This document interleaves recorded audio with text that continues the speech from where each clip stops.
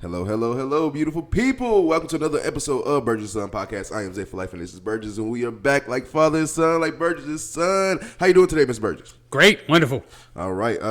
This is episode 45, and I know you guys have not seen us in a while, and it's a reason for that. I guess I have to take blame for that. After we filmed, I think it was a nice-ass episode 44. It was. Mm-hmm. It was a good episode that you guys are probably not going to be able to see for a while because I have lost the phone that I recorded that episode on. We got the voices for it, so if we want to release it, but I think we did a still episode before, and I didn't like the way it looked. So yeah, we got a lost episode in archives. We got to find episode 44. So episode 44 is the lost episode, but this is episode 45. Okay, so we are ready, and since we've been gone, there's been a lot happening. A lot has happened. World Cup has been great. Spain took the World Cup. Great, fantastic World Cup, by the way. A lot of stuff in the NFL and in the NBA has been going on in the offseason. Actually, that's where we start with. Started with the NBA. And what everybody was watching, and we talked about it on the last episode that y'all have seen, was the LeBron watch. Where is LeBron going? It has been official. It's official now. I think he signed the contract a couple of days ago, so it's official. But it was reported that LeBron James was going to the Philadelphia 76ers, and he is now a Philadelphia 76er. First of all, thoughts on that? I'm kind of surprised. I didn't know that the Sixers was even on his radar. Mm-hmm. But, it's going to be interesting to see how it plays out. I mean, I guess on paper, that's the best starting five in the NBA. Mm-hmm. On paper. But when you put these types of teams together, like it's sometimes it's unpredictable how it turns out. Mm-hmm. So it'll be interesting to see. And I mean, what's LeBron going to be on this team? The fourth option? The fourth or the fifth? Do you put VJ Edgecombe over him? No. Okay, so that's literally his. All right, then he's the fourth option. Yeah. I think it's gonna be fun to watch. I actually said that I thought Philadelphia was the best spot for him to go, as far as if you want to ring chase and if you want to get those rings and if you want to be playing with other great players and have a great team around you. The Sixers is where you want to go. I already know Embiid is injury prone, so it's like a hit and miss with that. VJ Edgecombe, we know he's still a young star in this league, but even then, to be honest, right now, not being able to shoot in the NBA right now is kind of a downfall for you. But he's so good at everything else that you forget he can't shoot. And so, you know what I'm saying? So we got that. And then Jaylen Brown is Jaylen Brown. We know what he brings to the table. And then Tyrese Maxey is Tyrese Maxey. We know what he brings to the table. So I thought that was the best spot for him to go. If it wasn't Philly, it was the Warriors for me, or it was the Cavs. That was a good storyline. Those team up with Steph or go back home to Cleveland for one last run in the final time. That would have been a crazy storyline. But, and of course, my funny pick, dark horse pick, was always the Wizards. I wanted him to go to the Wizards just to be funny. Never happened. It was not happening. I know it wasn't happening, but I love, entertaining. And so, but Philly was my first option. I said if you want to go all complete team, you wanted to chase that ring, Philly was the best option. And he chose to go to Philly. Now, what does that mean for the New York Knicks?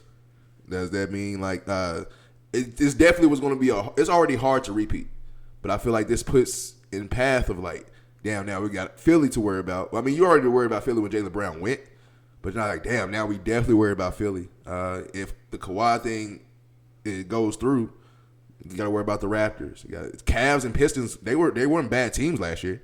They just young and inexperienced. Well, the Cavs just choked it up, but the Pistons were young and inexperienced. But now they're getting older, another year of experience. Cade is another year better.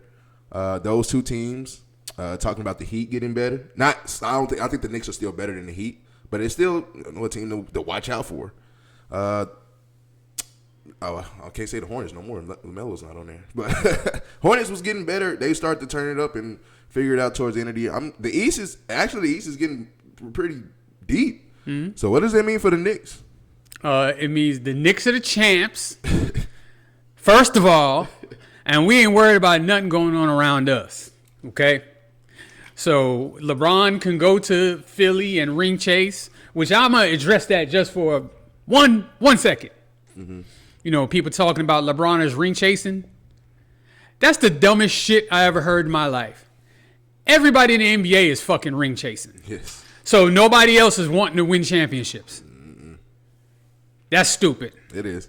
It's fucking dumb. Stop saying that dumb shit. Everybody's ring chasing. Matter of fact, I can backdoor that with Isaiah's rant for you right now. Because the thing that's pissing me off with the whole move is building a super team. And I'm just like, I get what people are saying and I get where people come from. But the fact that people are really upset about LeBron going to Philly, y'all can kick rocks, in my opinion.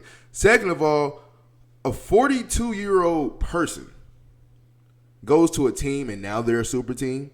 Was they not a super team before he even decided to go there? Are they even a super team? I just said it. Joel Embiid is injury prone.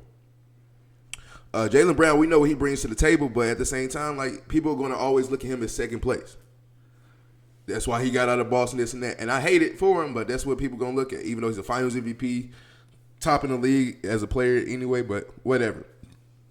Tyrese Maxey, he's a great player, but, sometimes it can probably, is his ego going to get in the way of, like, I should be taking the last shot or this and that. I think I'm, you know what I'm saying? And then they haven't really been relevant. The Sixers haven't. Never. Not in the past, like, 10 years. They haven't really been – they've been good. They just haven't been relevant. You haven't been to a conference finals in forever. You haven't been to a finals in forever. And so I don't see where the super team comes from. I get what people are saying, but they're just stupid. And then on top of it, I hate when people put down a person to make somebody else look good. Like, a lot of people put down LeBron's career as a person to make MJ look like he's the GOAT and make Kobe like he's the GOAT. And it's like, you don't have to do that. Just admire everybody as a basketball player. Because all of what everybody's saying, you can have a rebuttal for it, but at the same time, like, people will say, oh, you don't want to hear the truth. It's not I want to hear the truth. Y'all don't want to hear the truth. And the truth is, these are all great basketball players. Well, he's 4-6 in the finals. You know how hard it is to get to the finals? How hard it is to get to the finals. There's some guys that played 10, 15, 20 seasons and never been to finals, or they've been to one finals. This man went to 10 of them. 8 straight, by the way. That is insane. Like, been to a lot of finals. Well, he's 4-6. Okay, like I said, it's hard to get there and it's hard to win.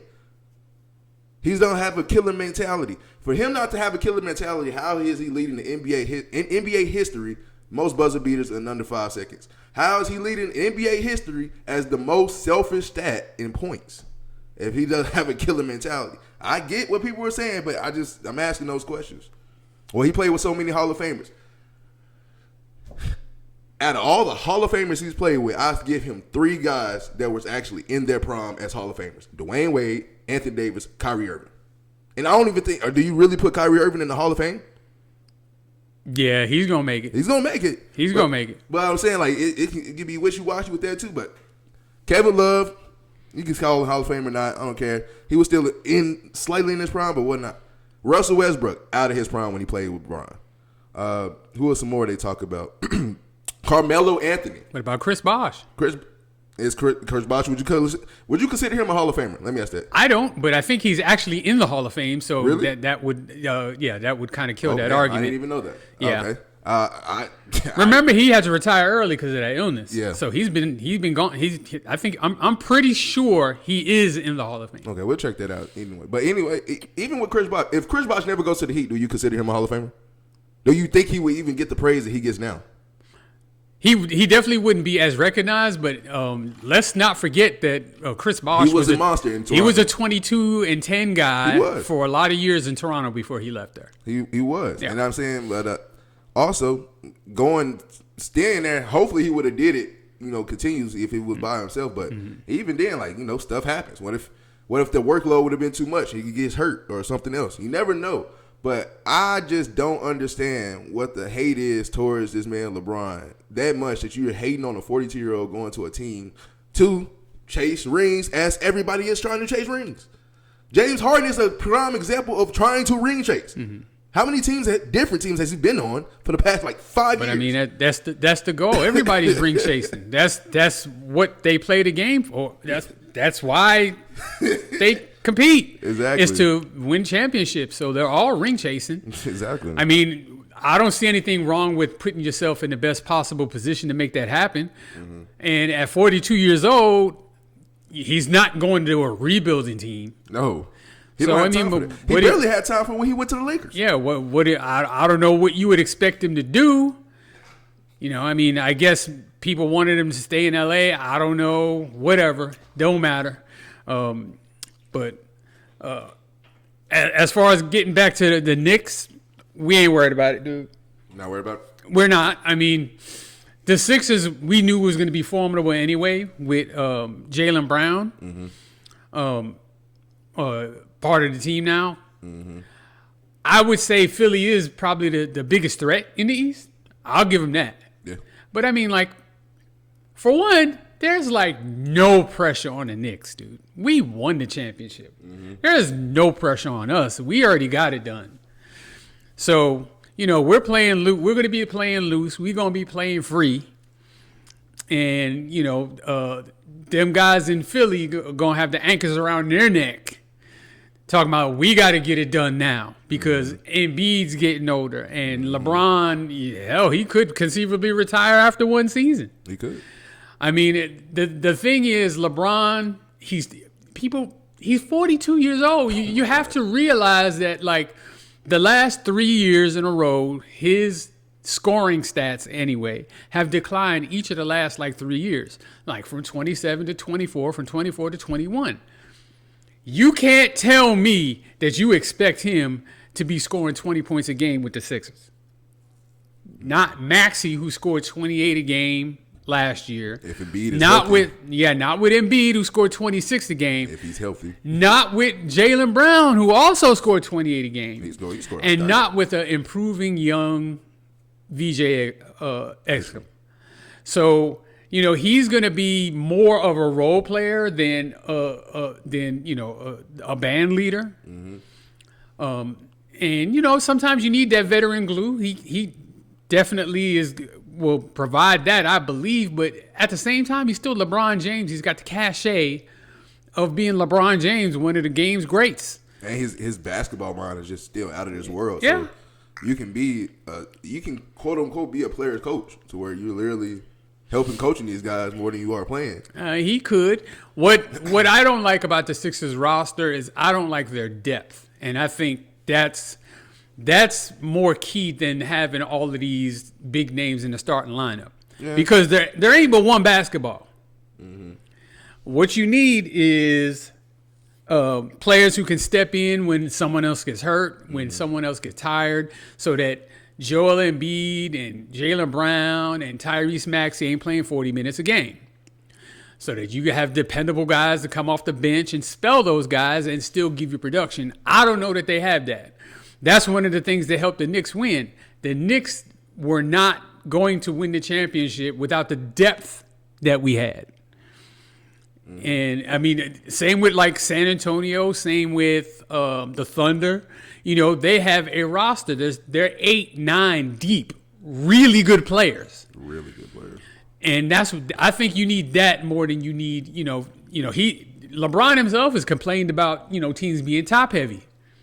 I think the Sixers are top heavy. Mm-hmm. And I mean, they're going to have some trials and tribulations. You got Embiid is that dude. Maxey's like, no, I'm that dude. Jaylen Brown's, I'm an NBA champion. I'm that dude. Like, what's the pecking order? Mm-hmm. There's a lot to figure out with them. Do you think egos is going to play a part, though? Egos always play a part. Mm. Always. That's another one of the reasons why the Knicks won. We had our egos in check. Mm-hmm. It wasn't always Jalen Brunson.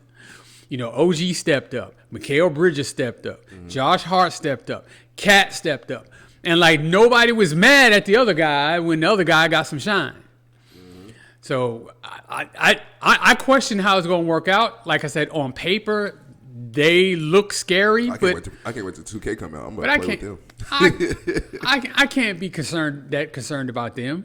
Mm-hmm. Really, there's no team in the East that really, really scares me. Not even Philly. Like I said, they're probably the second best team. But, dude, I ain't worried about them. And then, people being upset because LeBron is choosing to put himself in position with these super teams. Look, this goes for anything in life. If you have, at some point, because it rarely happens, especially if you're just a normal person or an employee of something, anytime you have the leverage, you have to use it. You have to. It doesn't happen that much. So, in the NBA, you sign a contract. So you sign a 5-year contract. You're tied to that team, but that team may not necessarily be tied to you. They can trade you. They can waive you. There's a bunch of stuff that they can do to get rid of you, but you can't get rid of them. So now when the time comes and you have the opportunity to pick and choose where you want to go, why not? I mean, there's a key word in free agency. That word is free. So you're free to choose to do what you want. Whatever you want. And, And to the people who literally sit here and say, oh, this hurt his legacy, no. Because his legacy was set 5 years ago. First of all, what gives anybody from us to people on ESPN to other podcasters, what gives everybody the right to say that your GOAT conversation or your GOAT list matters and it's an official one? All the GOAT conversations are all opinionated. All of them. All of them. Every one of them. There's some people out here that think Larry Bird's the GOAT. There's some people out here that think Charles Barkley's the GOAT. There's some people that think, Kareem. Everybody's GOAT is different, and that's okay. Charles Barkley came out and talked about how LeBron switching these teams is doing all this. It's Charles Barkley. Aren't you the same one who, when you got to Philly, you said, oh, everybody was old. You saw the Suns, said, oh, this is a good team, I can win with them. Went to the Suns. You tried to go to the Rockets. No, he did go to the Rockets. Oh, yeah, you went to the Rockets. He did go to the Rockets. Like, what do we... Like, and that was a super team situation because Olajuwon was already there, Drexler was already there, and then Pippen was there. So I mean that's a super team. He needed to shut the fuck up. Like, what are we doing? What are we talking about? And they didn't win. And not only did they not win, they didn't come close. I said, did they even go to the conference championship? I don't think they did. I don't think he went to the conference. I think they. Second round, I think he was there 2 years. I think they lost in the second round both times. It's insane. That is insane. But yeah, man, nobody gave nobody gave you the right to say your GOAT matters or your GOAT list matters. You can pick whoever is the GOAT. I don't care. But trying to tarnish somebody else's legacy just because you think somebody else is the GOAT does not slide with me. I hate that. Yeah, and we talk about it all the time. You know how we both rage bait each other all day. So he talks about KD, I talk about this, but at the same time, we both know, man, it don't matter. I can think what I want to think. You can think what you want to think. But don't try to yell at other people or override your decision over everybody else because it don't really matter at all. Yeah, because me personally, I would have liked to see LeBron retire. That's what I was actually hoping he would do. Retire? Yeah. Just go ahead and hang it up, man. It's been 20-something years. Outstanding. All-time great player, all-time great career. I think he's been absolutely great for the game of basketball. Love him or hate him, he's been a central story in the NBA ever since he put on an NBA jersey back in 2003. And every single year, when a new season starts, at the forefront is LeBron James. Yeah. And I mean, again, he's done it again. At 42 years old, made himself the main story, and I think maybe people are getting a little tired of that. And people say they get tired of it. I guarantee you, as soon as he retires, people are going to have nothing to talk about, nothing to hate on. Nah, they'll find something. Haters gonna hate. That's what they do. They gonna hate. They gonna hate. You see, he had to retire because he couldn't win another one. Yeah. And maybe he. I hope he don't. If I'm being honest. What? Don't win another one? Well, I don't want him to because I mean that means the Knicks ain't winning. So, yeah, I don't really begrudge him if he does, but I'm a Knicks fan first, so I don't want the Sixers. That's one of our arch rivals. I don't want them winning no championship. So I mean, I'm a Celtics fan. I've seen this man in the East more than anything, and every year I'm just like, man, I cannot stand this motherfucker. But he's a great player, and I give it to him. I think If you was to pick a number of wins the Sixers would get this year, what would you pick? 52. 52? Okay. Yeah, I mean, for one, Embiid ain't gonna play the whole year. He's not. They're gonna have some growing pains. You got basically Jaylen Brown and LeBron James playing almost the same position, unless you try to make LeBron the point guard. I think they're gonna do that. But even still, and LeBron's never been selfish with the ball. But even still, then you still got Maxey, who's probably going to want his. I just don't know how it's all going to work. It's 15 points per game for Bron. I'll give him 18. 18. I'll give him 18. 18 and maybe like 8 assists. Oh, it'll be by far. I think this 21 that he just did last year is like the lowest since his rookie season. So, I mean, I think he's, just based on the circumstance he's in, I don't see him scoring 20 points a game with the Sixers. I mean, Jaylen Brown or Maxey or somebody would have to get hurt in addition to Embiid for that to happen. But, I mean, it's going to be interesting to see how it all blends and how it all works out. I mean, but, again, as a Knicks fan, you don't want to see it. I'm just saying. I don't want to see them win, but I'm not overly concerned. I'm not afraid of the Philadelphia 76ers. I'm not afraid. Nope. To take a stand. Nope. Like I said, we got no pressure. We are playing fantasy free next year. Yeah. Fantasy free. The only thing we got to worry about is trying to hold the team, or at least the core of the team, together. Because we got some, cats up for an extension, and then, we got some other players that, their contracts are coming up. We don't have draft picks, so we do have to worry about, replenishing the roster as these guys age. I mean, it's a salary cap league, so that's what you got to do. That's my worry. I ain't worried about other teams. I'm worried. I'm just worried about what we do. Yeah, and it's gonna be. I think it's gonna be an interesting season this year. This upcoming season. With all the teams now, with the Sixers being who they are, you still got OKC, you still got the Spurs, still got the Knicks, of course, but you got all these other teams that are still going to be good and coming out. I know people are giving the Lakers a hard time with the all-white starting five, but hey, even they going to be really. Luka is going to be Luka, and so it's going to be an interesting season next year. I can't wait. Yeah, I mean, look, the NBA is the NBA. Now, I don't really watch it until, after the NFL season is over. But, I really don't get tuned in until All-Star break. Yeah, but I mean, I know I will be all into it because I am every year after football's over. Yeah, that's really what, because Super Bowl is in February, so that's literally Super Bowl, All-Star break, and then that's when I'm locked into basketball, too. Yep. It's going to be a great season, upcoming season. Speaking of another sport that we said to pass, the World Cup. The World Cup was fantastic. I think not this World Cup, but the last World Cup was in 22? Yeah. Okay.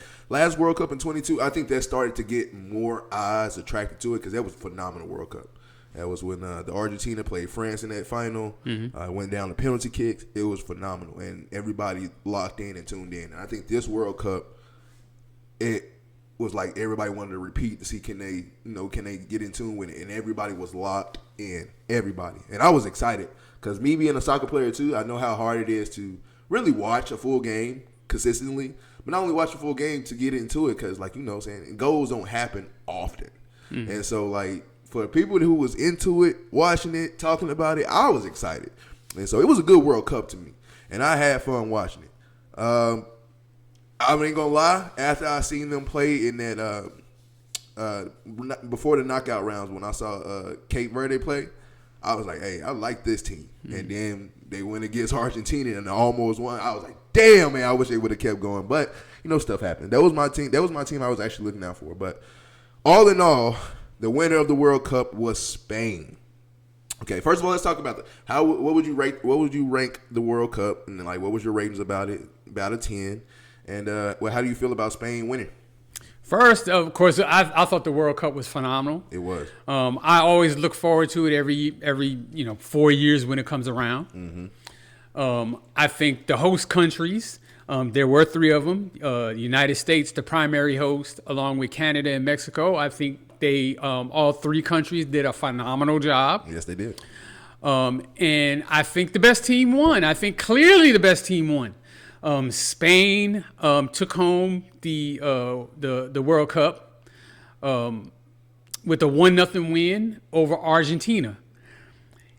Spain played 8 games in the World Cup.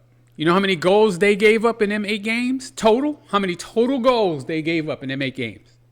How many? 1. Wow. 1 goal the whole World Cup they gave up. Damn. That's 1. defense for your ass. 1. So they played Messi in the final. 0 goals. Mm-hmm. They played Mbappe the game before that. 0 goals. That's crazy work. The only goal they gave up, I think, was like to Belgium in, I think, either the round of 8 or the round of 16. They beat them 2-1. But Spain was phenomenal. Their defense, amazing. Best, arguably, ever. Mm-hmm. That's insane. Even in the World Cup final against Argentina, Messi didn't have a chance to do nothing. Nothing. And then, like, Spain should have won that game by way more than 1-0. They had a lot of chances in that game. And I think, like, shots on goal, Spain had, like, 12, and Argentina didn't have any. I want to say that Spain scored at least 2 goals in that game, but they got called back offside. Yep. So, that was a dominating performance by Spain. What's encouraging for them is a lot of their team is very young. Very young. The 2 wingers, Nico Williams, and I forget the other guy. He's 19. 19 years old. That motherfucker scored. Dude, those guys can play, and they're very young. And then they had a defensive midfielder who won youngest player. I think like best young player. Yeah. He's 18. Yep. And another one of their midfielders, like that one, he won like best overall player, and he was like 24. So like these guys are, 2030, they're gonna be a threat again. Their goalkeeper won best goalkeeper. Well, you give up 1 goal in 8 games, you gotta win best goalkeeper. Yeah, I mean that's kind of automatic. And I don't know how old he is, but I think the age of the goalkeeper isn't as important because they don't necessarily have to be as athletic. I think the United States goalkeeper, not this one now, but like one from like 10 years ago, he was like 39, 40. Yeah, playing. They generally are older. Yeah, generally. But it was. The games are fantastic. The 3rd place game, we watched that. Oh my God! Between France and England, that was absolutely outstanding. And we tuned in late. We tuned in at the second half, and we looking like 4-0. Damn, what's been going on? And then the next thing you know, France starts putting goals in every 2 minutes. We were like, damn, they just okay. Well, they go with 1 goal, and then go it in again, and he's like, yo, they're about to score again. I'm like, what? Like looking like, yo. It was close to being like from 0-4 to tied up going to penalty kick. It was 4-3, and then England got a penalty to make it 5-3. Mm-hmm. And then they got another goal to make it 6-3, and France got another goal to bring it back to 6-4. But was threatening even after that. Like that's the game that I wanted to happen. And you know what? We called it. We was like, this game was so good. Watch the game. The final game tomorrow is going to be like 1-0 or 0-0 penalty kicks. Yeah. This shit was so funny. Yep. But it was fantastic. I enjoyed it. Yeah. I'm glad that a lot of people got to experience it and got to see how soccer is and how fun soccer can be. I think a lot of people picked up soccer now after this, or if they didn't pick it up. A lot of Americans. Let's get that straight. Rest of the world's already all in on it. I pick up soccer as far as going to play or just watching it, period. Mm-hmm. I think, a lot of Americans have done that. I'm actually happy to see that because I know we talked about seeing on TikTok how a lot of people from out of the country came to the country and loved America, and like how it's not like what we thought it was. Like it's actually better than what we thought, and I'm actually also happy to that Americans get to see other people's culture when they came here. Like other people, what was was it Norway people rowing? Yeah, that was cool. That was funny. That was cool. That was cool. All the what was it? Was it the Japanese people that was cleaning up the trash. Yep. Like I was like, damn, like you know what I'm saying? Like it was fun to see the different cultures, and that's what America is. It's different. It's really a place with different cultures, and to see it like we've seen it before, but we ain't seen it like that. Yeah. And so it was fun, and it was exciting, and I enjoyed it. I can't wait for the next World Cup. Think Spain can repeat? It's possible. I mean, no team's done it since like Brazil in the 60s and 70s. But I mean, it's possible. And I mean, they got a good chance with a lot of their players are going to be back for the next World Cup. But you never know what can happen. You never know. Especially once you get to the knockout stage and it's just one game. And if you lose, you're out. You just never know how that's going to end up. I ain't going to lie. Those first and second round games was just. All games were insane. Talked about Cape Verde versus Argentina. Talked about even when Argentina played Egypt. Like that was a crazy game, and that was cool. All the games really out there. I was rooting for Ronaldo. I'm not gonna lie. I wanted him to win one because he's got every soccer award you can think about except a World Cup. And it's like, damn, like you wanted him to go out on top, kind of like how Messi was. Messi was missing a World Cup. He got his last time.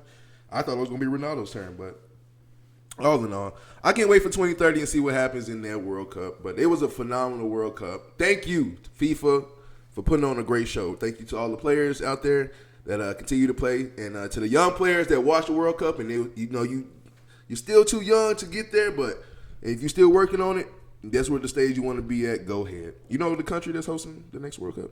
Have they came out with that yet? I think they have announced it. I'm not sure who it is, though. All right, we looked that up. All right.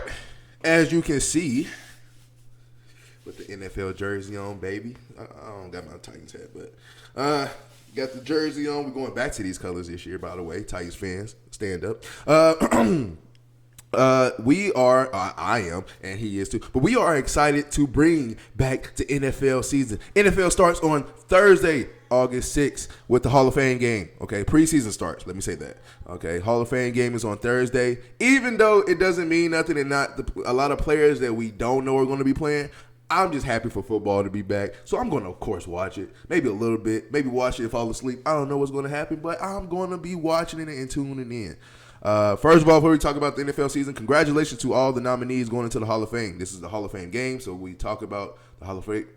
Another few Hall of Famers going into the Hall of Fame. A few players going to the Hall of Fame. Larry Fitzgerald, Luke Kuechly, Adam Vinatieri, Roger Craig, and Fitz. And Larry Fitzgerald. I thought I said Larry Fitzgerald. Did you already say Larry Fitzgerald? Yeah, Larry Fitzgerald, Adam Vinatieri, Luke Kuechly. We're missing one. Roger Craig. Yeah. Fuck. Drew Brees. I forgot about Drew Brees that fast. But yeah, Drew Brees. And shout out to all of them guys getting inducted to the Hall of Fame. Well deserved. For at least majority of those guys I grew up watching, and it's been an honor and privilege to watch them guys. Just admire them and for their career and see what they have done. And it's been fun. One guy, Roger Craig, I didn't grow up watching him. So, he was before my time. But I know we have that. I know you're going to say it, but what is it about now you're going to put him in the Hall of Fame after all these years? What has he done last year that makes him eligible for the Hall of Fame this year? I don't know. It irks my soul. You know it's kind of one of my pet peeves, and that's across all halls of fame. It's not just the NFL's Hall of Fame, but baseball does it too. Basketball does it too. There's some instances where it makes sense to hold them out, like if you're trying to punish them for something, like for Pete Rose or the baseball PED users, where you're not putting them in kind of as a punishment for what you think they did. But in a case of somebody like Roger Craig, I mean, he didn't become a greater player over the last 30 years. So I don't understand why you make these players wait that long for that honor. If they didn't deserve it, then why now do they suddenly deserve it? I think it's stupid. Mm-hmm. But I do understand that there's like two different committees that vote on them that might have something to do with it. Because if you don't make it in on a regular ballot after a certain amount of years, it goes to the senior. Yeah, So yes, Actually, I think that's what I read about. That's how he got voted in. Was like a senior advisor thing or something. Whatever. It was crazy. He deserved to be in a long time ago. I'm glad he's finally getting in. And more important than that, I'm glad he's alive to accept the honor. Yeah. It's too often we wait till they're passed away and then we want to give them their flowers. But we already put the flowers on their casket. Yeah. Just saying. Yeah, man. It's sad and it's sickening. But hey, it is what it is. And I'm happy for all these guys going to the Hall of Fame, and it's gonna be a great little. Like, I'm gonna watch the ceremony. I've been watching the ceremony actually the past couple of years. It's actually been a good ceremony. Like, I like to see the speeches and how they, and I learned a lot especially with the older players. I learned a lot what they done, and I'm like, oh, okay, I didn't know about this player. This has been cool. So, yeah, all in all, can't wait for that. But now for the nitty gritty, for the good stuff. The NFL season is coming. Okay. First of all, what are the Commanders going to do this year? They're going to play 17 games, and I don't have a fucking idea what the hell they're going to do. The roster's still not completely filled. Of course, they got time for that. We can't be worse than we were last year. We were just a steaming pile of dog shit last year. After far exceeding expectations the year before that and making an NFC Championship game in Jaden Daniels' rookie year. So I don't know what to expect, but one thing I do hope is that Jaden Daniels will be upright for the season, and I think if he is, we'll make the playoffs. Mm-hmm. If he misses extended time due to injury, we probably won't. I think. What did y'all come in third last year in the NFC East? Yeah, only the Giants sucked the bigger dick. I think this is gonna help y'all out because you get that third place schedule, and so I hate saying this because I hate the strength of schedule in professional leagues because they're professionals. But I understand it. Though. I understand it. Yeah. But I hate saying it because like everybody's professional. Anybody can lose to anybody. It's a professional league for a reason. But at the same time, like that should help y'all out a little. I agree. A nice little that strength of schedule. Yeah, we play you play what you play within your division. You play an entire division in the other conference. You play one entire division in your conference, and then you play the bottom feeders of whatever. Yeah. So yeah, you do get a weaker schedule, conceivably. Yeah. It doesn't always work out that way. Sometimes it was some of them teams at the bottom. All of a sudden, bam! Yeah, they're really good all of a sudden. Wait, time out. Wait a minute. But I understand why they do it. They're trying to, parity is kind of, what they want. They don't want one team just completely dominating every year. And one of the ways to do that is to make it harder for the really good teams to continually get back to the Super Bowl. Yeah, and that's what it's going. It's going to be that's going to be another one. I think this NFL season this year is going to be fantastic. Mm-hmm. I think it's going to be good. NFL predictions that we have going to the season. Let's talk about them. All right. So usually when we do our NFL predictions, we used to text each other all the time before the season started. Hey, this is my list of what I got going on. This is his list. But we're going to share these lists with you guys. Okay, we're going to start with who we're going to predict the winners of the divisions. We're going to start with the AFC. AFC West, who you got? I'm struggling with this one because I'm thinking it's going to be a comeback year for Kansas City. Think so? Yeah, as long as Mahomes is healthy week one, I definitely think it's a playoff team without question. Mm-hmm. But I can't overlook the Chargers. Mm-hmm. I just can't. Or the Broncos. Nor the Broncos. And the Broncos are stacked. Mm-hmm. So, the only thing I'm sure of is that the Raiders are going to suck one. I think they're not going to be good, but I think they're going to be better. They can't be worse. Yes. But, yeah, I still think they're going to finish last. I'll pick them to finish last in that division. I would be surprised if anybody else finished last. I'm going to go ahead and go with the Chargers this year. Okay. We agreed on one thing today. I got actually the Chargers taking the AFC West as well this year.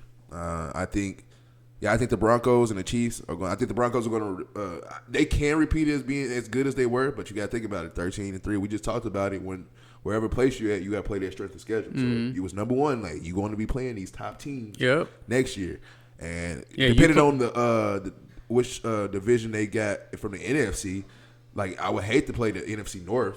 Well, I was the NFC West is what one I hate to play. Like you know what I'm saying? Like you don't want to play one of those divisions right now, especially if you're trying to do a mission right now. But yeah, I got Chargers for the AFC West. You got the Chargers as well. AFC East. Who you got coming out there? Oh, that's Buffalo. That's easy. Now don't sleep on the Patriots. Remember the Patriots. You know what? I'll give respect to the Patriots because they did make the Super Bowl last year, and Drake May had a fantastic year, finished second in the MVP. And they almost beat the Buffalo Bills twice in the season. I just don't. I don't believe them. You don't? I just don't. I don't believe them. You think that was a fluke last year? Something of like I'm not saying that they're not a good team, but a year in, year out, dynastic type team. They're not that, in my opinion.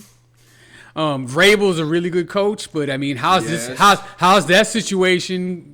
With the reporter and that affair and all of that. How's that gonna mess with him? I don't think that's gonna be. It's gonna be something. It's gonna be something. It's gonna be something. I think if it was, I hate to say that like it was like that's just something whatever. But like out of anything else that could have happened, from drinking and driving.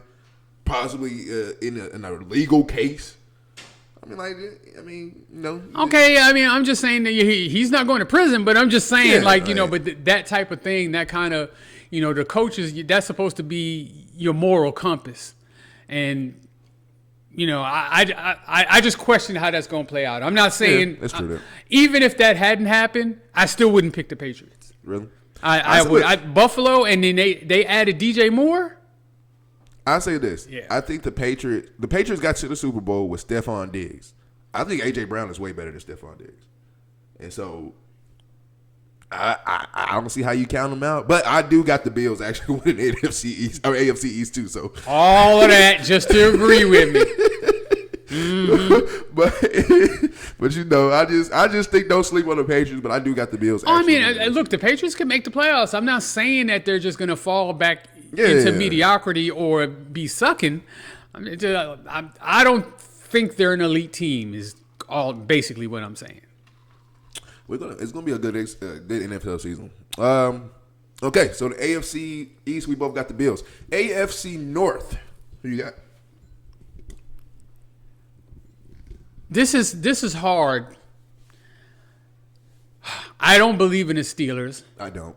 The Browns are exactly what their name says. They're floating face down in a toilet. Of course, I'm going for Shador, so I pray that they have a good season. But that roster's trash, and they got rid of their best player. Like they're not going to have a good year. I just don't foresee it. I see last place for them. You see last place? I see last place for them. Out of them 4 teams, who they finishing in front of? Pittsburgh. I think the Steelers are still better than the Browns. No. You lost your coach, and you were believing in we're talking about 40-year-olds playing ball still. You believe in Aaron Rodgers leading you to the promised land? I believe in Aaron Rodgers more than I believe in Shador Sanders and Deshaun Watson. They haven't even figured that out yet. Yeah. But anywho, I'm going to go Bengals. Bengals, really? I'm going to go Bengals. I think I like what they've done on defense. I'm actually surprised at what they were able to pull off with the salary cap, seeing as they're paying 2 wide receivers top dollar and paying their quarterback top dollar. The fact that they at least, they it looks like they put together a pretty good defensive line. Even after they got rid of Hendricks. Mm-hmm. So, or is it Hendrickson? Hendrickson. Yeah. I think their defense is actually better. And with that offensive firepower, don't let them get a lead and they just can play the pass. They're going to be scary. Now, I will say this. My only, I guess, what if, I just need to see Joe Burrow healthy. And I hate when players are hurt because That's unfair, bro, because that hurts legacies. That hurts, conversations. And I want to, if I'm watching something and I'm watching the best of the best, I always want to see the best of the best play. I know injuries are a part of this game, but I hate injuries. Yeah. And so I hope Joe Burrow is able to, as much as I really don't like the Bengals and Joe Burrow as a Titans fan, but I love to see the greatest players play. And I got to see Joe Burrow be healthy full season, the whole season, for me to believe in the Bengals. But I think they're going to be something to reckon with. I think they're going to be on watch. But this is the first one we disagree on, where I actually got the Ravens pulling out the AFC North, because we talked about Trey Hendrickson. He's on the Ravens now. I think, if full disclosure, I think the Ravens are the best team In the AFC? in the AFC North. Yeah. But they always seem to find a way to lose these games. Dude, Yeah. I mean, they always choke. Was it last year when it was the first game versus the Bills? They was up. Yeah. And they choked that away. They always do that. And they do it 3, 4, 5 times a season. It's hard for me to trust them. If I'm a Ravens fan, I'm frustrated every time that shit Yep. happens. But yeah, I got the Ravens actually winning the AFC North. It's gonna be a good ass division to watch. AFC South. Yeah, that's just the division that nobody can get into. The AFC South used to be good, but not anymore. There's always one team that's actually good in the whole division, and the rest of the division is trash. But I think we're starting to pick it up a little bit, maybe. Who you got for the AFC South? Texans. We agree again. I got Texans actually. Watch out for the Jaguars though. I think whoever between the Jaguars and Texans, and maybe the Colts too, whoever wins that division, that's the only team out of that division going to the playoffs, in my opinion. I can get on board with that. Yeah, and so whoever wins that division, that's the only team. Yeah. I'm praying that we have we just don't come last in the division, which we might again, but just don't come last. Just have at least 7 to 8 wins for the Titans, hopefully. But we'll see what happens. And then for my wild cards going into it, I got the Broncos, Chiefs, and Patriots. I didn't pick wild cards. Okay, that's fine. But yeah, those are mine. So whatever. Okay, NFC. Let's get on board with the NFC. NFC West. Who do you got winning that division? This is the hardest one. Oh my God, yes it is. Because there's 3 teams in there that you could really make a great case for, and nobody would say it's a stretch. Yeah, I really wish the Cardinals was good, because they would be fantastic. All 4 teams in that division are just that good. But you know how the NFL is. You know what I'm saying? They probably will be good. Yeah. But I am going to go with. I mean, don't you have to go with the Rams at this point? You have to. I mean, I want to go with the Seahawks because they're the defending champions, and you want to give them the respect, and they're the champs until they got knocked out, and all of that good. And do not sleep on the 49ers. You can't. Do not sleep on them. You just cannot. They was a game away from from winning that division too. Yeah. They could have been the number 1 seed. They were going into the last game of the year. They would have won the game. They would have been the 1 seed. So Rams. I'm gonna stick with the Rams. I think Myles Garrett puts them over the top. And if Aaron Donald come back, and I heard that they're talking about that. Oh my. Dude, I would hate to be a quarterback. I would hate to be a quarterback. Before every play, you looking down damn, man. Can y'all just buy me at least 3 seconds? I just need 3 seconds. That would be the most craziest sack duo probably ever, dude. If I'm a quarterback, I just ask my team to buy me a diaper. About that shit, man. Hey, I look across that line, and I look over here, and it's Myles Garrett. And then I look dead in front of me, and Aaron Donald is snarling at me. I just might drop a Brown and Curly on myself. You know what I'm saying? Explosive diarrhea. You know, man. So yeah, I feel like the Rams are the best team as far on paper. They're the best team right now. And if you get Aaron Donald back, oh my God, that just makes it even better. And hopefully Puka pulls himself together. Because remember, he checked into rehab. Oh, did he? Yeah. I didn't know that. So, yeah, hopefully he pulls himself together. Rehab for? I think it was for alcohol abuse. Oh, really? Yeah. This was recent? No, it was right after the season. Oh, okay. Yeah. Okay. Hopefully, yeah. Hey, prayers up to you, brother. I'm glad that you went and seeked out the help too. Man, that's something that's good. And that story should be told a lot more. But yeah, I think Devontae Adams is still on the Rams too. He is. Wait, Josh Allen won MVP last year, or was it Matthew Stafford? It was Stafford. Stafford. Yeah, he just coming off MVP season, so I don't see him falling off anytime soon. I think the Rams are the best team. Seahawks, of course, and 49. Oh, that's just the division you're going to have to watch. All right. Now it's time for the good one. NFC East. Who do you got winning your NFC East? I'm going to stun everybody. I know you're not about to say, because I got them too if I don't think you're about to say it. I'm about to stun everybody. Everybody. And you know how much I hate them. No. I thought you was going to. Know how much I hate them. No. But I think Philly's taking a step back. I do too. I don't think Saquon, that magical 2,000-yard year, I don't think he's going to approach anything close to that ever again. I just don't think he's going to be as productive. Yeah, that's what I mean. And, history has shown us that, except for maybe Derrick Henry and Eric Dickerson, you rush for 2,000 yards, that's kind of your last hurrah. Yep. So... Shit, Derrick Henry was close to, after he did 2,000, he was close to doing it. He could have done it again. Until he got hurt. But, that guy, that's a unicorn. He's 101. Oh, my God, bro. I hate the Titans so bad. But I am picking the Dallas Cowboys to win the NFC East. That is outrageous and crazy because I literally got the Cowboys winning the NFC East, too. I'm looking at it as if they would have had Micah Parsons, first of all, they would have had a good defense. You was possibly talking about the Cowboys winning the NFC East last year. They was the best offense in the league. They was putting up 30, 40 points a game, but also getting scored 30, 40 That's points. why Caleb Downs is so important. Super important. Like you talk about a unicorn. This is a guy that can ball hawk, can run with your receiver, can tackle your running back, can rush your quarterback if he wants to. There's nothing he can't do. You talk about there's nothing, not only is there's nothing that he can't do, there's nothing that he can't do great. Great.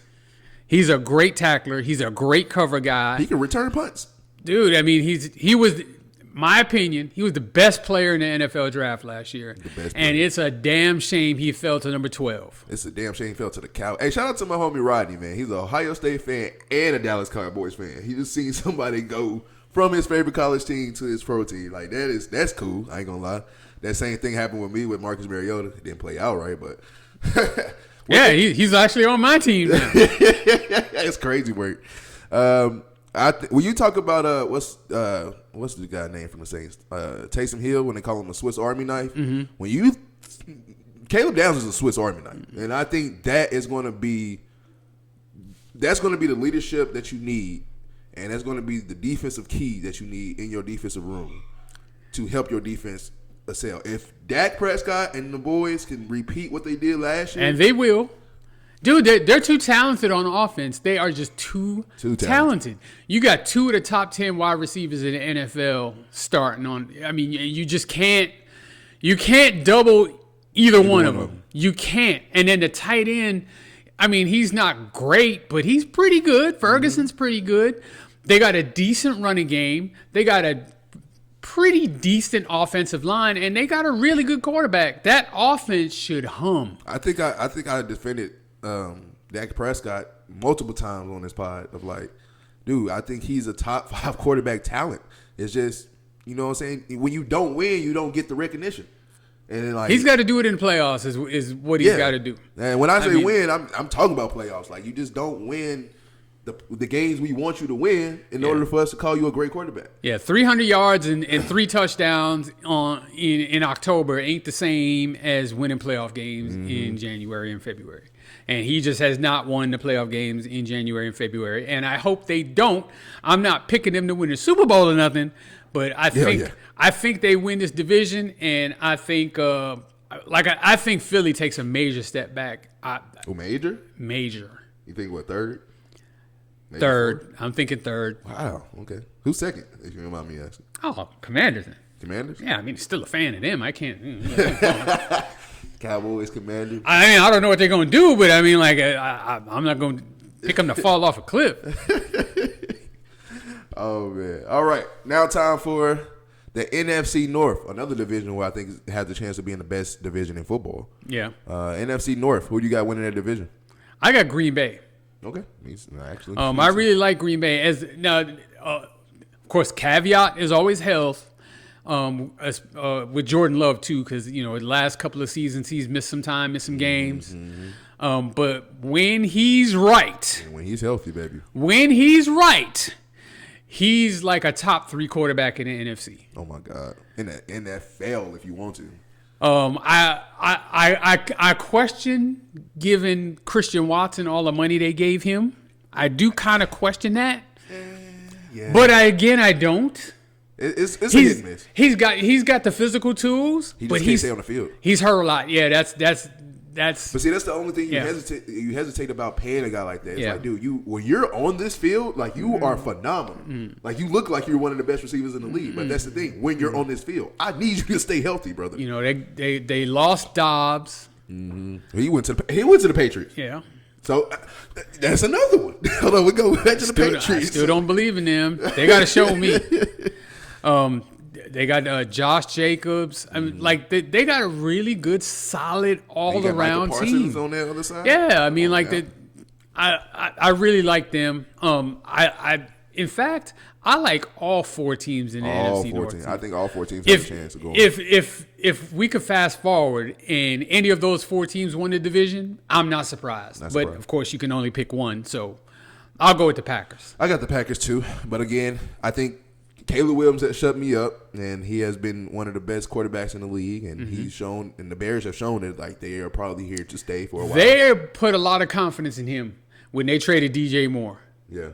They put a lot of confidence in him. So Caleb Williams is your show. Yeah, it is, bro. It's your show, dude. So you got to put up now. Shout out to Lane, man. He was trying to tell me, and I didn't believe in Caleb Williams when he was coming out of college. I didn't think he was all of that.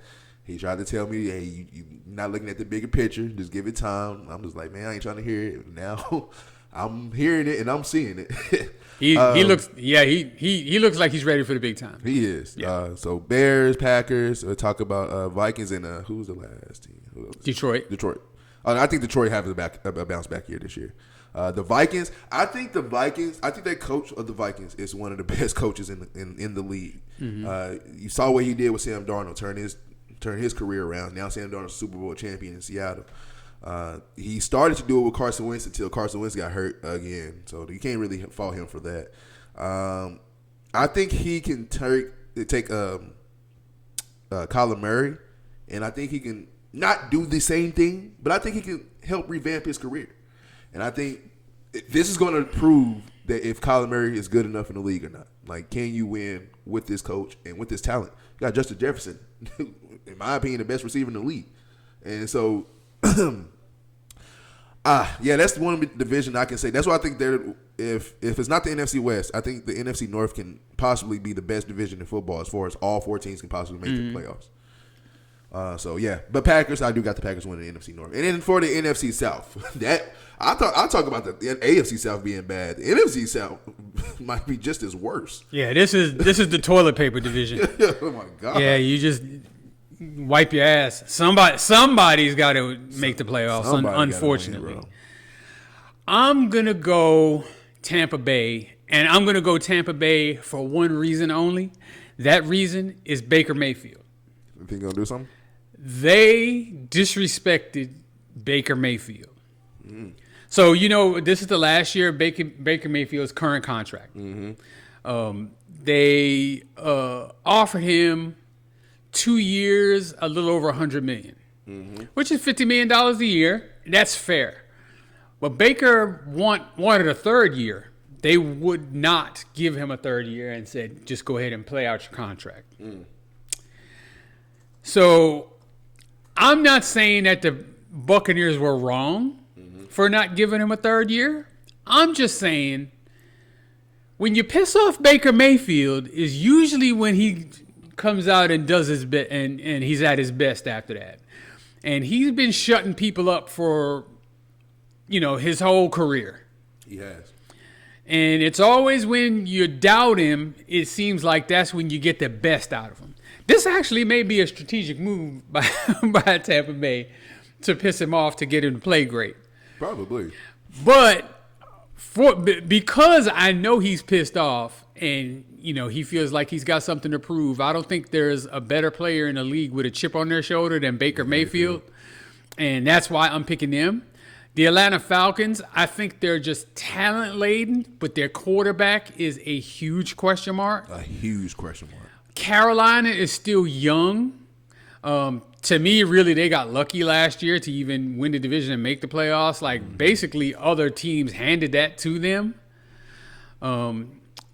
I think maybe they're maybe still a year away. Bryce Young made good strides last year. And who's the last team in the South? The Saints. I think they're actually on the uptick. I think that quarterback is showing some promise. He did show he ended the season last year. He showed some promise. Yeah. But that's I'm going with Baker. Going with Baker. I'm going with Baker. I actually got the Panthers actually winning that division. I think the Panthers started to figure out later throughout the year. At the end, tail end of the year, they started to really figure it out. And then in that playoff game, they was close to winning that playoff game. Yeah.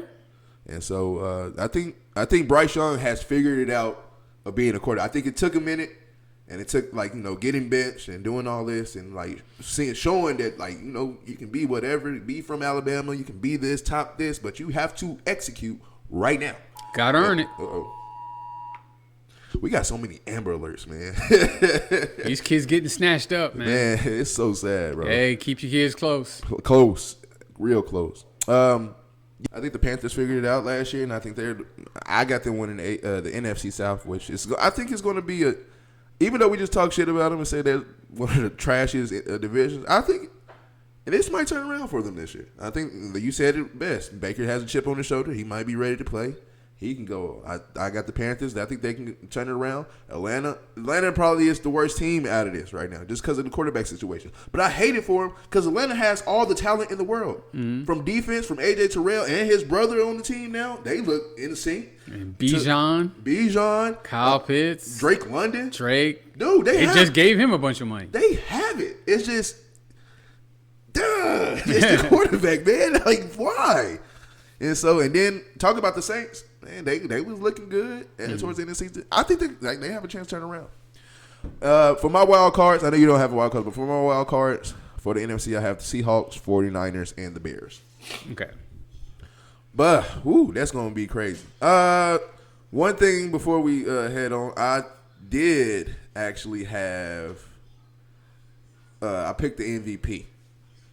And I think Myles Garrett is so great. Oh, what up? I think Myles Garrett is so great that he actually, I'm not going to say he's going to repeat the sack record, but I think he can repeat as far as getting at least 18 plus sacks. And I got Myles Garrett actually shocking the world of being a defensive player that wins MVP this next coming year. Okay, that's a bold prediction. We'll prediction. See how it plays out for you, Cotton. I think Myles Garrett was that good, MVP good. You just on the Browns. You don't get the recognition. But now you're in L.A. and everybody watches the Rams. I think we just said NFC West is going to be the best division in football, or one of the best divisions in football. People are going to be watching. And I think the Rams actually – Myles Garrett actually has a chance of being an MVP with the Rams. And so I got Myles Garrett actually winning MVP and Defensive Player of the Year. Has that ever been done? A defensive player winning MVP? Did LT win MVP? He definitely won Defensive Player of the Year. Mm. Yeah, he did win an MVP. Mm. He did. So, yeah, that's my bold prediction going in. All right. I'll save my prediction for closer to the season. Closer to the season? Okay. We'll come back to it. Yeah. But those are the predictions for the division. Hey, you missed it. We both picked the Cowboys to win the NFC East. Yeah, it's crazy hearing it from this man's mouth. All right. So, right now what we got is List of the Week. List of the Week is where we take a topic, right? And we pick it out of a hat, and then we make a top 5 of that topic.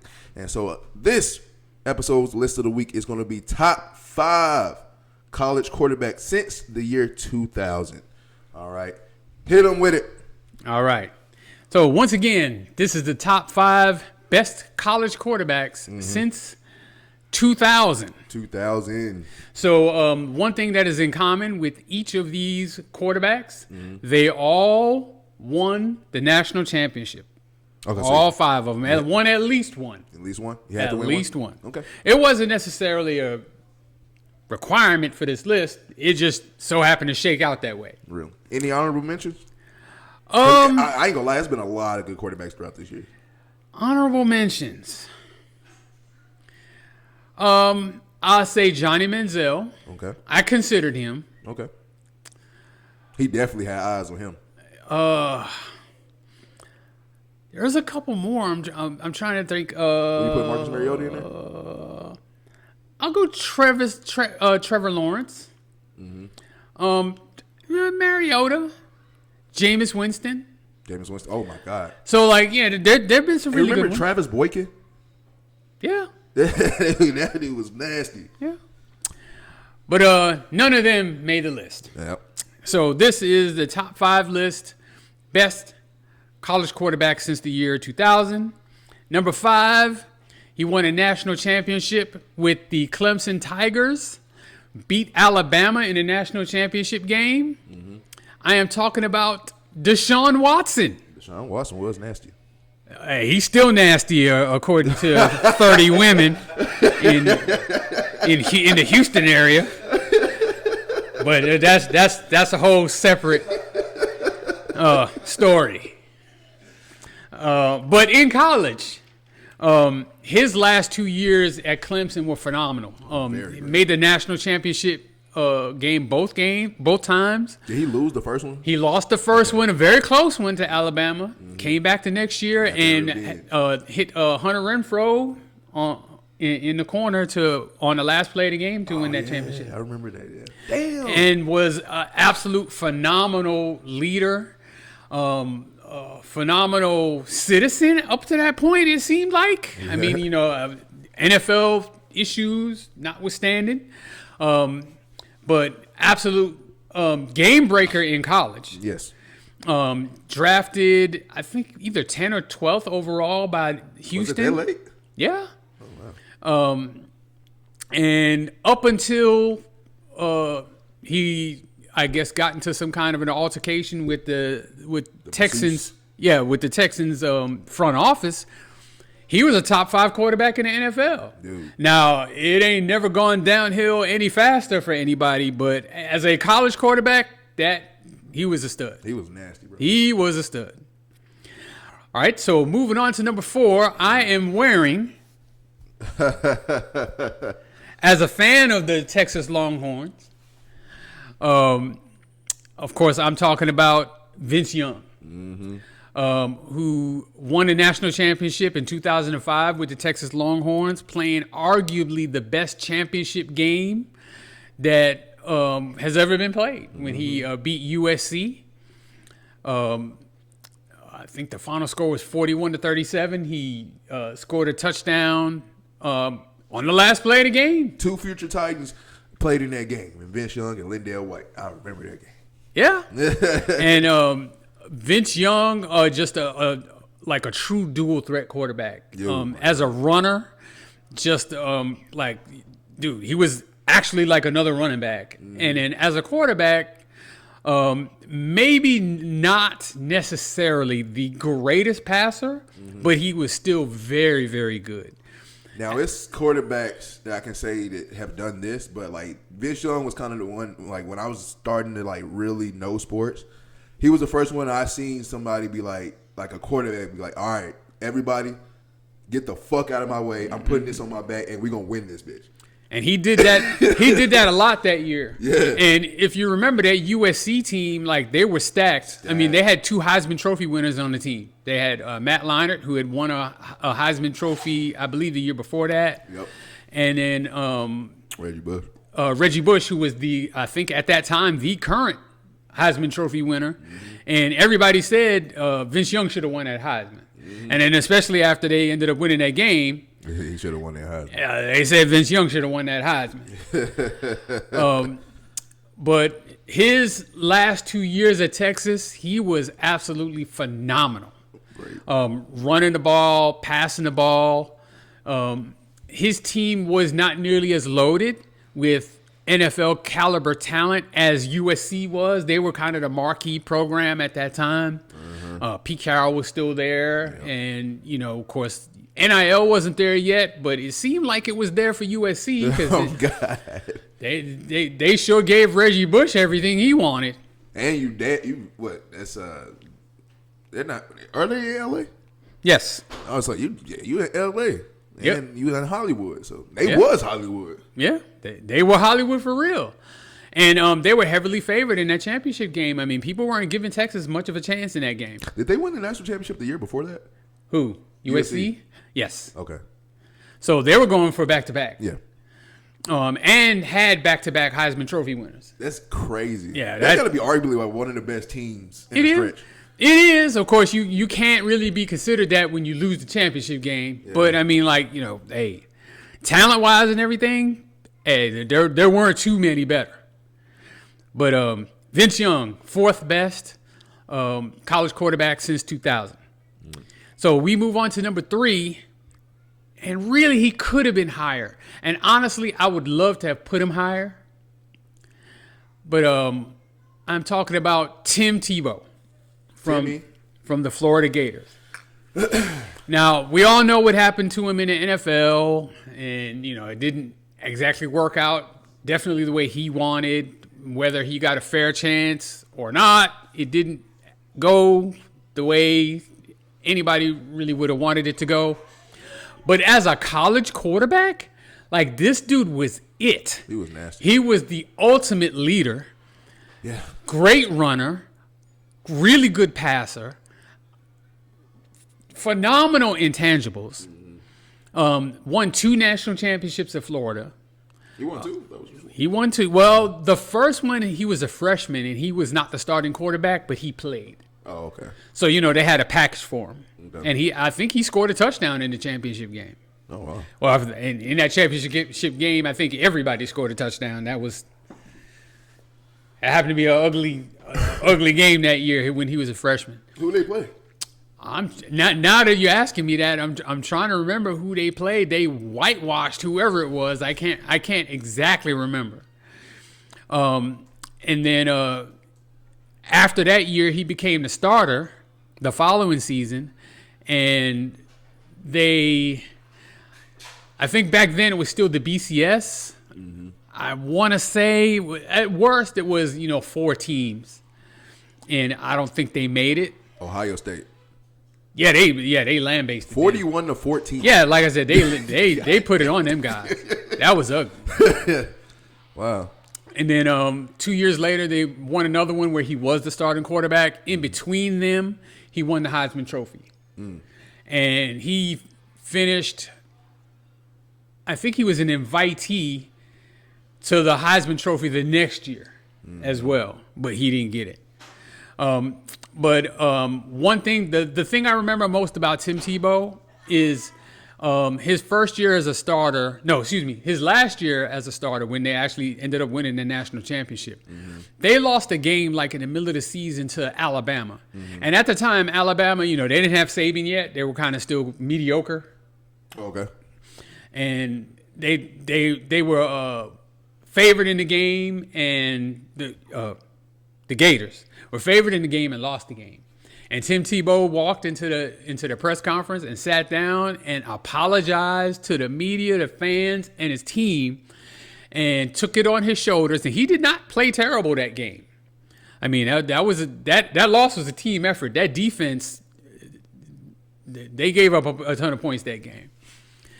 Was it Julio Jones on that team? Who? Julio?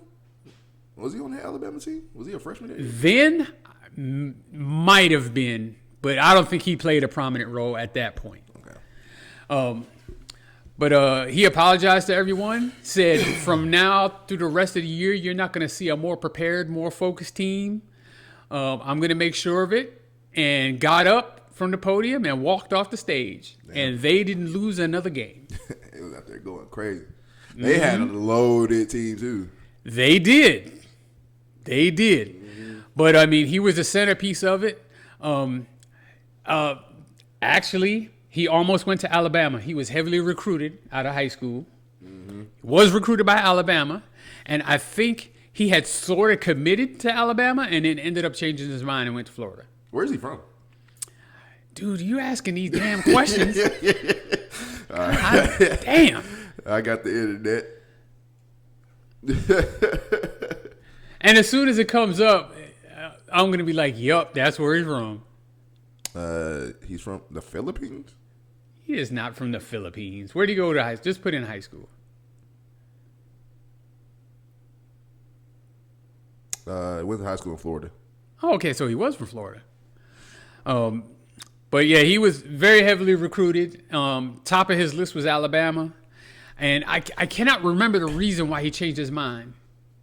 But then he ended up going to Florida. I thought he was on the Broncos for more than a year. He was on the Broncos for, I think, 2 years.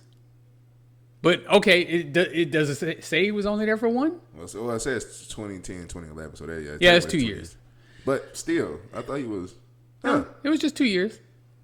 Damn, I guess his NFL career wasn't as well. Yeah, I mean, of course, he's famous for that overtime game against Pittsburgh where he threw the game-winning touchdown. Mm-hmm. And, that season for them to even get to the playoffs where, how great he played in the fourth quarters of those games. Oh, you know what? That was the year after that when he left. That's when they got Peyton Manning. Yep. That's okay. Why he. That's why. That's why he. Okay. They got rid of him. Yep. But very popular, and hated too. Strangely, at the same time. Me personally, I always liked Tim Tebow. I love his game. I love him as a person too. I mean, he seems like a pretty good guy to me. But he was like a well-Christian guy. Really didn't cuss. Yeah, it was cool. I mean, and he loved the game. He respected himself. He respected his opponents. I mean, I don't know what more you want from the guy. No, I'll say it to the day I die, man. Once you start being on top and you get some type of leeway or some type of motion, mm-hmm. That's when the haters really show up. Haters gonna hate. Haters gonna hate. All right, so moving into number 2, the second best quarterback who really could have been number 1. He really could have been number 1. Second best quarterback in college football before the year 2000, after the year 2000, is Joe Burrow. Now, that LSU team, 2018, 2019? 2019. Him, Justin Jefferson. 2019, yeah. Yeah, him, Justin Jefferson, and Jamar Chase on the same offense. You think about it now, and it's just unfair. I ain't gonna lie, I hated them. I hated that team. I was hating hard. But I mean, if you remember that season, like those guys put 50, 60 points on everybody. Remember I think it was in the national semifinal against Oklahoma, they have 49 points at halftime against Oklahoma in the national semifinal. It was going crazy, dude. And people forget all the people that was on it. We talk about Joe Burrow, mm-hmm. Justin Jefferson, Jamar Chase, the running back, Clyde Edwards-Helaire, Randy Moss's son, Thaddeus Moss. Patrick Queen was on that team. Yep. They who was the DB? I forgot the DB that was on there. They were loaded. They was loaded. They were loaded. But he was the centerpiece, and he was so deadly accurate. If you remember, he transferred to LSU from the Ohio State University, where he was there and could not beat out, Cardale Jones or No, it wasn't Carter. He was gone by then. Yeah. I forgot who it was, but JT Barrett. Was it? No. It was JT Barrett, wasn't it? No, it wasn't JT Barrett. It was somebody that like we was just like, I can't. Wasn't Dwayne Haskins? No. But in any case, he couldn't get on the field at Ohio State, so he transferred to LSU. And they regretted that. He was there for 2 years. His first year, he struggled a little bit initially, but showed signs. And in that second year, looked like the best quarterback that's ever played the game. Didn't turn the ball over. Deadly accurate. Kind of what you're seeing from him in the NFL. Like you seen the intangibles when he was in college. He was great. Yeah, and the thing is, like, they were so good they never got tested. That's how great they were. They didn't play close games. They blew everybody the hell out. Had everybody hitting the gritty. Were they gritty in there? Yeah, they were doing. Were they gritty in it at LSU? Yes. I know he took it to the NFL, but they was doing it at LSU. Okay. All right, but he was absolutely tremendous. Won the Heisman Trophy in a landslide. It wasn't close. He was the guy. Everybody knew it. And as great as Joe Burrow was in college, he was not the best college quarterback since 2000. Who was? One time, Tim Tebow's teammate in Florida, Cam Newton, is the best college quarterback since 2000. Cam Newton's national championship season with Auburn, that has to be the best season a quarterback has ever had in college football, because he clearly was the best player. He clearly carried them in every aspect, and the rest of that team, he did not have NFL ready, you can't worthy. Name one NFL player from that team. Because there wasn't any. It was just him. Only one, Nick Fairley, but he's on defense. Yeah, and he absolutely carried them. We all know Cam Newton from his greatness in the NFL as well. It translated into the NFL. Which was good. Big, tall, strong, rocket of an arm, could run like a deer, could run you over, smart, all of that stuff. And when he throw a ball, dude, if you throw a bullet pass, it's gonna break your hands. Yeah, I mean, you got to prepare. You got to prepare. Yeah. I know he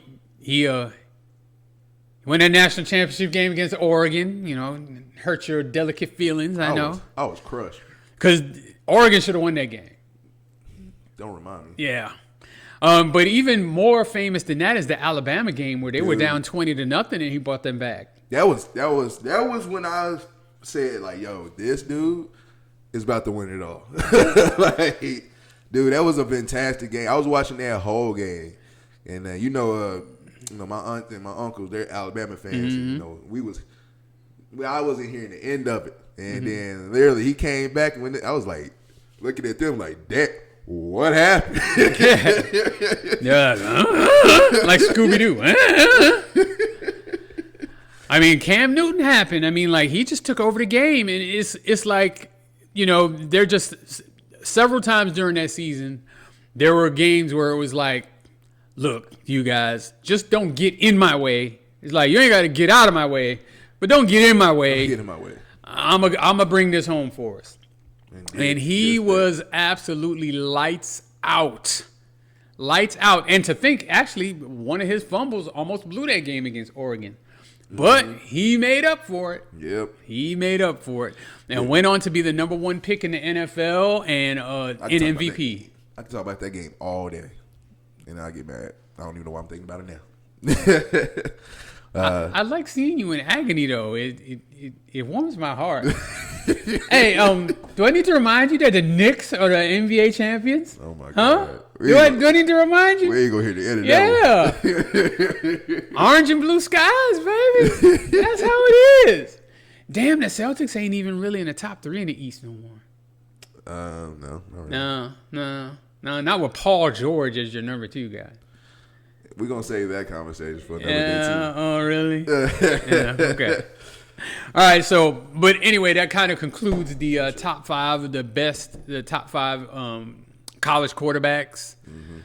Mm-hmm. With Cam Newton even in number 1? Cam Newton at number 1. And to think that him and Tim Tebow were on the same team at the same time at one point. That's crazy work. That is crazy. That whole Florida team was loaded. Yeah, that Florida teams was loaded back in the day. And then people don't realize that Cam Newton was on that team, didn't see the minutes, and so went to a JUCO. Yep. Or they try to say he got kicked out of Florida, but I don't know what that story. But went to a JUCO in Blinn, that's down the street, won a national championship, dude, and goes to Auburn. So he's technically back-to-back national champion. Yeah. And the reason he went to the JUCO is because when he decided he wanted to transfer, the coaches back then had the opportunity to say, yes, you can transfer, or no, you can't. And so they told him, yeah, you can transfer, but you can't go to another SEC team. And so he chose to go to JUCO and do his 1 year outside of Division I so that he can go where he wanted to. And that's how he ended up at Auburn in the SEC. Oh, okay. That's the story I didn't know. Yeah. It's wild. I want to know what made him pick Auburn, though. I feel like because, they had, of course, talent and good talent, but you looking at, you could have went to LSU, you could have went to Alabama, you could have went to somewhere where they have, I feel like, better talent. Well, I think it was his last year eligibility, I'm pretty sure. How do you know that the Auburn was going to be, with you at it, they was just going to be that? Well, I mean, of course, if you have that confidence, you have that swag, you're going to believe that you can lift the team. Yeah. But you know what? If I'm being real, Auburn offered him the most money, man. I mean, I know it's before NIL, so all of it had to be under the table, and the SEC schools had that shit mastered. Yep. And I mean, it may be why they're just not as dominant now. It's because now everybody can legally pay their players, and you ain't got to hide it. Shit, back in the days, what you like, oops, 20,000 just fell out of my pocket. I don't know what happened to it. Yeah, that's crazy. Oh, man. That was a good one. I like that one. All right. Before we get out of here, we got one last segment or one last thing we're going to talk about, which is going to be a crazy one. I'll let you go ahead. Yeah, it's crazy. Introduce that one. So, yeah. All right. So, what you see before you is two family men. Okay? So, you're talking about a young man here who has a fiance, has two children who are here and one child that is coming. Oh, we lost that we lost that, by the way. So yeah, to the we world. did. Yeah, that's the lost episode. Yeah. So we got a child on the way, by the way. Yeah, grandchild number 3. Hey, there you go. We're thrilled, and me been with my wife for a long time, family man. The thing is though, before you become a family man, you kind of got to go through some things. You deal with some things that kind of let you know. Or deal with some people. Yeah, you deal with some people that kind of guide you, that let you know that, it might be time to just find one and sit your ass down somewhere. Now, that realization sometimes comes, sooner for some than others. For Zay, he's been with his fiance since he was a teenager, really. Mm-hmm. I was 39 years old when I met my wife. Well, at least my current one. I was married before that. Mm-hmm. But what we're going to talk about is, maybe a funny situation that happened with a lady, young lady in your case, before you met your current wife or your current significant other. Okay. So I'll start off when I was about 24, 25. I was living in Charlotte, North Carolina. Now, I'm not thinking about getting married or any of that kind of stuff. I mean, I'm a 25-year-old single guy, no kids. I'm trying to get laid, y'all. That's all I'm trying to do. So, I meet this girl, woman. I was maybe 24, 25. She was like 28. And I had never really dated a woman older than me at that point. Not that I was, dating high school kids or nothing, but I'm just saying, the woman being older than me had never happened to me before. Really? I always love older women. So, yeah, we know. Anywho, so I don't even remember this woman's name. It was 30 years ago. I honestly don't remember. And I honestly couldn't pick her out of a lineup today if she walked across me. Mm-hmm. But I was dating her, and we were kicking it for a little while, and she lived in like this town called Salisbury, North Carolina, which was Salisbury. Is that where the Salisbury estate came from? Maybe, I don't know. But it was probably about 30 minutes outside of Charlotte. Mm-hmm. And so on the weekends, I would go up there and pick her up and bring her back to Charlotte, and we would hang out at my house. And we'd kick it for the weekend, and then I'd take her back home. Mm-hmm. So that's kind of all it was to me. Like, eventually, I guess, maybe she started catching feelings. I can't explain what her motivations were. But in any case, one day I go up there to pick her up, and I would always pick her up outside her house. She would never let me come in the house. And she lived in the projects. But I didn't question that. So, I knew she was like in hair school or something like that. Mm-hmm. She was trying to do better or whatever. I didn't know. I didn't care. Again, I was just trying to get laid. I didn't care about logistics, or I wasn't trying to build no future with her. So one day she actually invited me into the house. And so I get in the house and I'm looking around and I see like toys. Like children's toys. And like it didn't hit me. Of course, again, I'm 25. I'm just like, so she sits me down, and I did notice like on the wall, like there was like if you hang a picture on a wall for a long time, or if you paint around it, there's like a patch around the painting or whatever. Mm. So I noticed that there was a couple of different spots on the wall where there was like faded. Yeah, it was faded out. Like there should have been a picture hanging there, but it wasn't. Mm-hmm. Again, I'm not thinking about none of that. So she sits me down and she's like, and she tells me that she's got kids. And like kids, right? She's never mentioned this to me before. Never. Like, to be honest, we didn't have a whole lot of deep conversations. You know what I'm saying? Yeah. So she sits me down. She says she's got kids.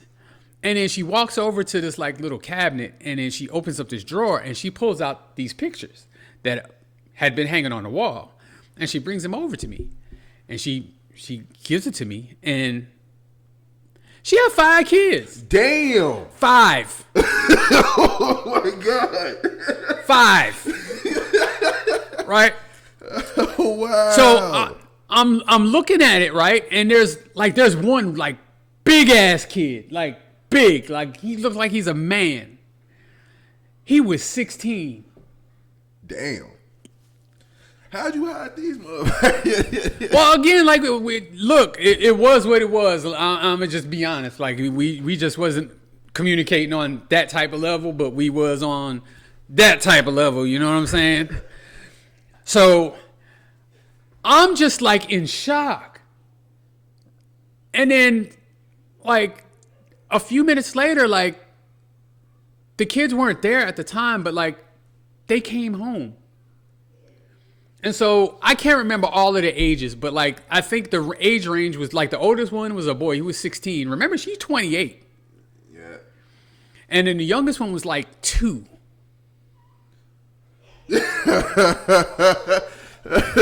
Hold on, I'm just stunned. Absolutely stunned. And so, I meet the kids and wow. Like the 16-year-old is like bigger than me. Jesus. And I'm just overwhelmed, right? So we didn't go back to my place this weekend, this particular weekend. And on the drive home, I was just like, I can't do this. I got to cut her off. And like, it wasn't just the kids. I'm not gonna lie and say that her having 5 kids wasn't a problem. Her having 5 kids is a problem. I ain't gonna lie about that. It ain't even like having the 5 kids. Like, you didn't tell me. She didn't tell me she had 1 kid, exactly. Let alone 5. It's crazy. It's insane. I'm like, how do you withhold that information? How do you not tell me that? And so, I basically stopped calling her after that, and she would call me. And this was back in the days before cell phones and all of that. So, she's calling my house phone, and we did have caller ID, so I knew it was her. And I'd let the machine get it every time she called. Damn. And so, eventually, I answered the phone one time just because she called back to back one time, and she started cussing me out and talking about what a dog I was. Now that I know she's got kids, I don't want to deal with her, but I was good enough for her to to hunch on and all of that good stuff. And I'm just like, if you would have told me up front that you had 5 kids, none of that would have happened. Yeah, like none, like zero. Like, to me, that is the wildest thing that's ever happened. That's wild. I've had some wild stuff happen, but I've had some wild shit happen, but goddamn. Dude, 5 damn kids.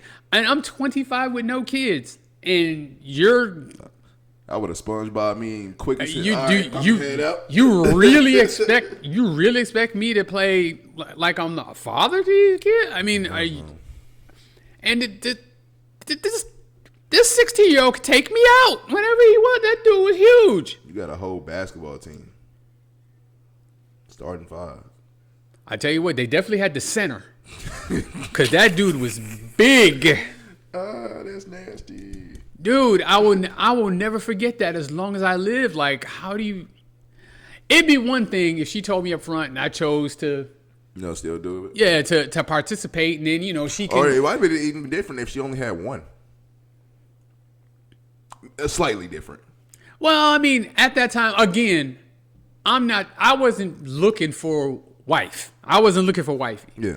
I had one mission. Mission accomplished. I had one mission. Mission so, if I at that point in my life, if, wife would have came along, I'd have probably screwed it up. But, if I would have recognized that, she was somebody that I would have really wanted to be with on that level, then, I would have probably let that happen. It's not like I would have ran from that, but 5 kids? 5 kids. And you was able to hide. That's crazy. Like I said, she just never let me in the house. Now I wonder, is they all by the same daddy? I didn't even ask that question. I'm curious. I'm gonna go out on a limb and say no, just because of she's in the projects. So it all started to make sense after she told me. You know what I'm saying? Yeah. So she was in the projects, so that means she's a single mom, and of course she's messing with me. So you would think. Yeah, you would have to believe she's a single mom. And then the oldest one was 16, the youngest one was 2. So that's 14 years of difference. If you started having babies when you were 12 years old, is it really going to be by the same dad for all 5? It's my guess that no, but I don't know that. I never found that out because once that big motherfucker walked in the goddamn house, it was over for us. That's nice. As far as I was concerned. That's crazy. And on some level, I felt bad for ghosting her. Because I ain't really that type of guy, you know what I'm saying? Or it's like, but she was that type of chick that was gonna hide 5 kids from me. So if she had 5 kids, imagine what else she probably would have had. Damn. Thank God for condoms, cause she fertile. She fertile. I could have got caught up. Caught all the way up. That is crazy work. No, that's crazy. I don't think I have anything to that story really, but I do. You want to save it for another segment? I took up a lot of time with that one. Yeah, I'll say this though. I did have a ex-girlfriend I won't mention that was actually on the Jerry Springer show. I know who that is. I showed you. Yeah, you should. You the one that sent it to me. I was like, what? And I'm like, yo. And you know what makes me not mad, but you know what makes me like question people? They be like, man, it would have been you. Or I'm like, no. Like, I am not that dramatic or into that, or I'm not that broke to need some bullshit Jerry Springer money. Yeah, because if I remember right, it was her dude that brought her on the show. She didn't like call the show and go like he had a secret and he bought her. That was the situation, right? Yeah, that's all I know. Yeah. That shit was funny. That was the ex-girlfriend. That was my first, and so like I was like, oh shit, like that shit. It was kind of crazy. I was like, wow. And then had the audacity after I seen this clip, had the audacity to like hit me up on Facebook and ask for money and shit. What? Yeah. I didn't know that. So yeah, that's crazy. It ain't 5 kids hidden crazy, but that was crazy. Oh, that was a good one though. I like that one. All right, everybody, thank you for joining us on another episode of Burgess&Son Podcast. Okay, like I said, episode 44 was lost. We still got that lost, so that's the lost episode until we show y'all at some point in the future. But enjoy this episode. Until next time, I'm Zay for Life, and this is Burgess, and we are out.